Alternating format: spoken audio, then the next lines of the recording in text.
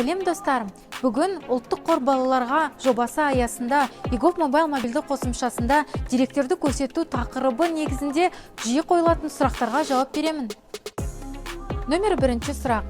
eGov Mobile мобильді қосымшасында отбасы бөлімін таба алмай жатырмын. Не істеу қажет?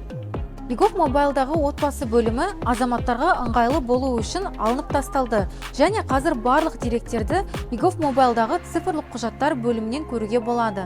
Цифрлық құжаттар бөлімі менің құжаттарым, отбасы және басқа құжаттар сияқты бөлімдерге бөлінген. Номер 2 сұрақ. Егер eGov Mobile мобильді қосымшасы балалардың деректерін қате көрсетсе, не істеу қажет? Қате анықталған цифрлық құжатты ашыңыз. Жоғары оң жақ бұрышта орналасқан батырманы басыңыз. Қате туралы хабарлау тармағын таңдаңыз. Балалар туралы ақпаратты жаңарту қызметіне өтіп, онда барлық қажетті жолдарды толтырып, туу туралы куәлікті тіркеп, өтінішке қол қою қажет. Өтінім 2-ден 5 күн жұмыс аралығында өңделеді. Номер 3 сұрақ. Егер баланың деректері eGov Mobile мобильді қосымшасында болмаса, ұлттық қордан балаға төлемдер алу үшін бала жайлы ақпаратты қай күнге дейін қосу керек? eGov Mobile мобильді қосымшасында бала туралы деректердің болмауы ұлттық қордан төлем алуға әсер етпейді. Сіз өзіңізге ыңғайлы кез келген уақытта деректерді түзетуге өтініш бере аласыз. Номер 4 сұрақ.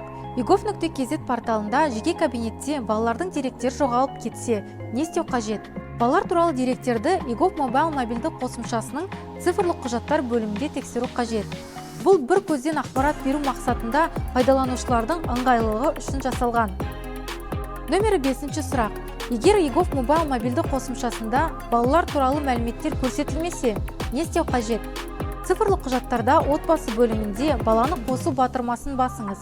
Содан кейін балалар туралы ақпаратты жаңарту қызметі пайда болады.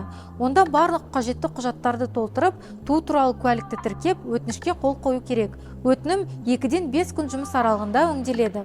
Номер 6 сұрақ. Егер eGov Mobile мобильді қосымшасы болмаса, балалар туралы деректерді қайдан көруге болады? Балаларыңыз туралы ақпаратты танымал банктердің қосымшаларындағы цифрлық құжаттар бөлімінен көруге болады. Дегенмен eGov Mobile мобильді қосымшасын жүктеп тіркелуді ұсынамыз. Бұл оңай және жылдам.